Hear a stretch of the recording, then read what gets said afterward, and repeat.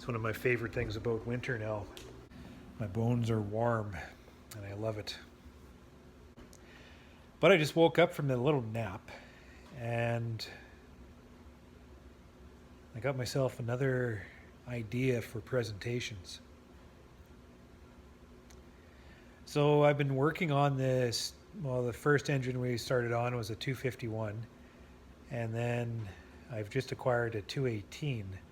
I've been working on these engines, and I know zero about this kind of stuff. I've never really paid attention to it other than tinkering and understanding the process, but I've never torn an engine down.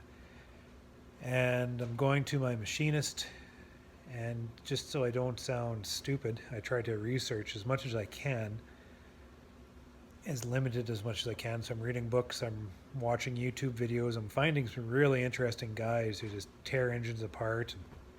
It's a lot of fun. And just trying to build some perspective so I can provide some feedback to the kids and almost look like I know what I'm doing. And just the excitement thing, this is really cool. And my kids have got the bug.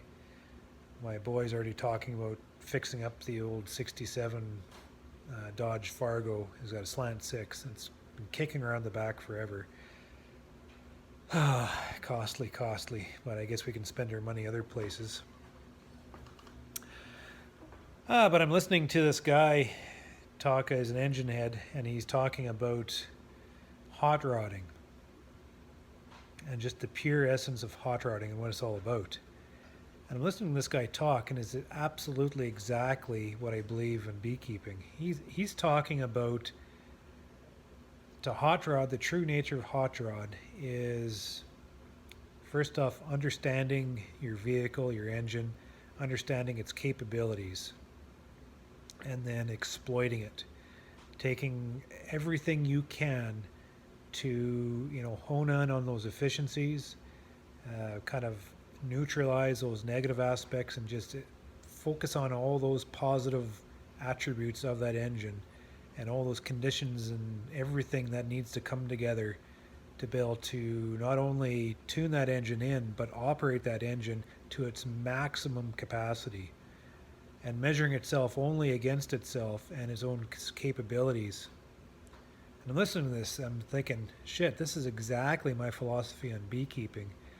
Whereas we're taking this insect and understanding its social behavior and manipulating the essence of itself to be able to achieve what we need it to achieve.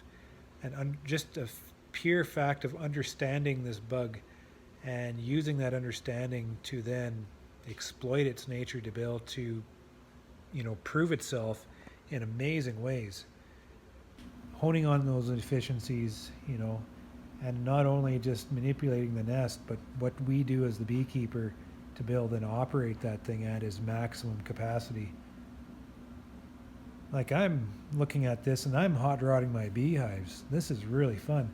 So I think of what I might do.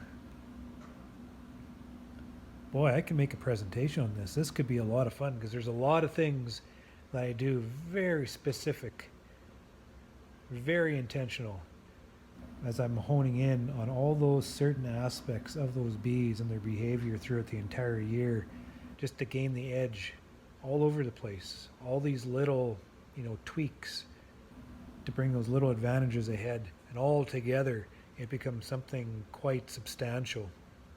So I could form a presentation on just the act of hot rodding my beehives and all those things I do within the process to bring it all together.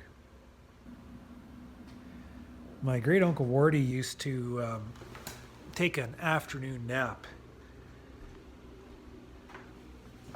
Most afternoons, it's the middle of the workday, he didn't really have anybody to crack the whip on him, but he felt that that is the most useful thing that he could have done, because he identified mid-afternoon after the nap as being one of his most creative moments. So he focused on that, took an afternoon nap, refreshed him. My father said, well, maybe there's other things because he's out pretty late the night before. But at any rate, this is his narrative, and he's saying that this is the time that he exercises his best thought process, is just upon wakening, afternoon nap. And I think I have to agree with that a lot of ways. Whether it's this afternoon nap that brought on a little bit of creative thought, I find mine being standing in that shower at the end of the long work day, just kind of standing in that hot stream of water. That's when I come up with most of my creative thoughts. But maybe I could incorporate an afternoon nap in also. Oh, only if the day allows, as the day whips the workload ahead.